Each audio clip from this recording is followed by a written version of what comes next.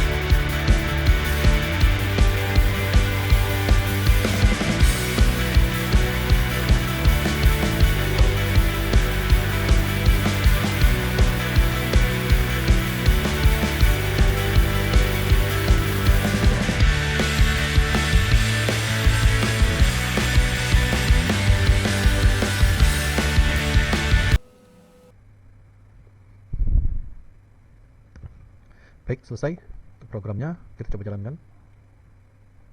Ini ya, mencari nilai 22 dengan DMS dengan nilainya ini. Target yang ditemukan pada A9.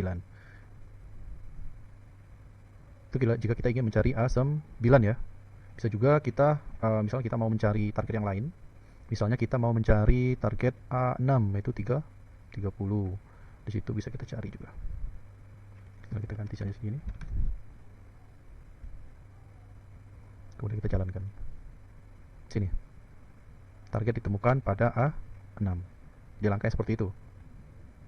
Ideal melakukan pengulangan ya dari di sini dari A2 di sini masuk ke terus dia ke A5, kemudian dia ke A9 kan. Tetapi karena dia nggak ketemu, dia kembali ke A2, kemudian ke A6. Dari A2 ke A6 baru dia temukan targetnya ya. Kurang lebih seperti itu.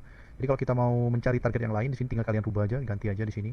Misalnya kalian mau mencari target yang berapa? Misalnya target 10 ya. 10 itu tadi itu nilainya adalah A8 ya.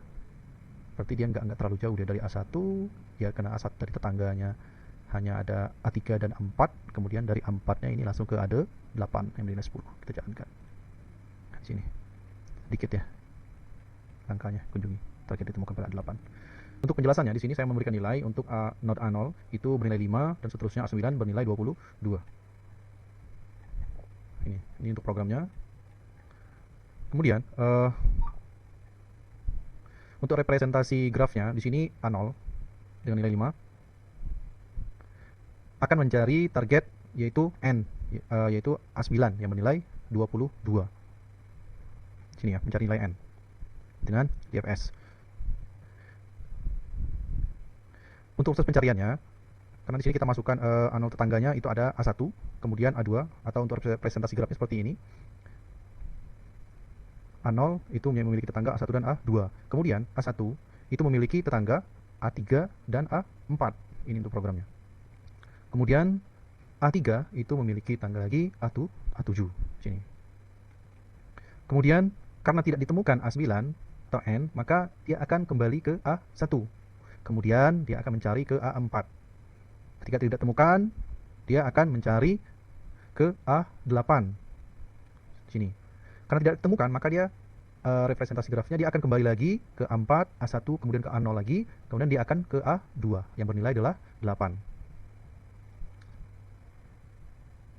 Di sini dia kembali ke sini. Dari sini A2 itu memiliki tetangga tadi yaitu A5 dan A6. Ini tetangganya. Di sini A2 akan mencari ke A5 terlebih dahulu, kemudian dia akan mencari ke A9.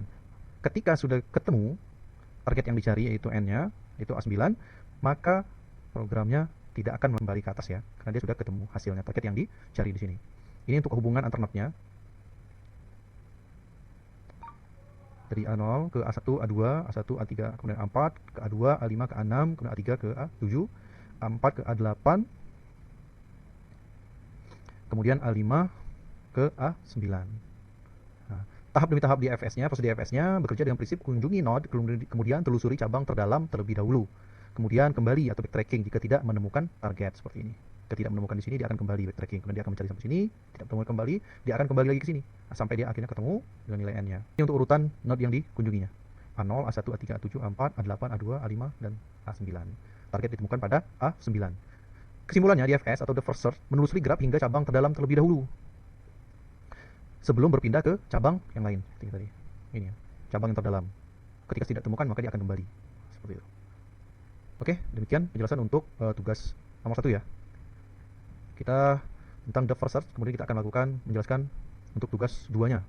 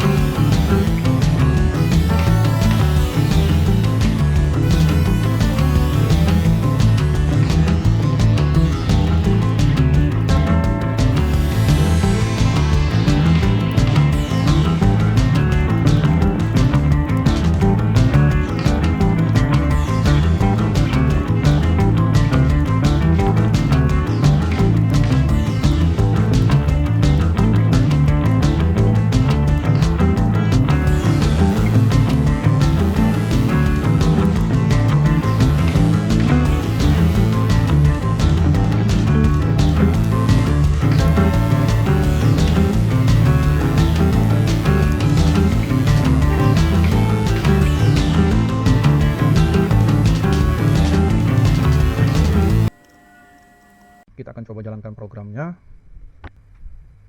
Ini yang mencari nilai 22 dengan DFS. Maaf, ini DFS ya, salah ini ya, BFS ya. Baik, sudah selesai ya. Ini untuk kita sudah coba mencari nilai 22 dengan DFS nya.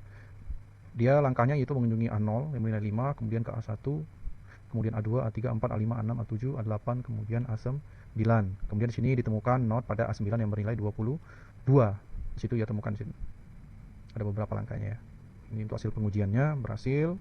Karena di sini kita mencari nilai 22. Di sini kita coba, misalnya kita pengen mencari nilai yang lain, misalnya berapa? 30 ya.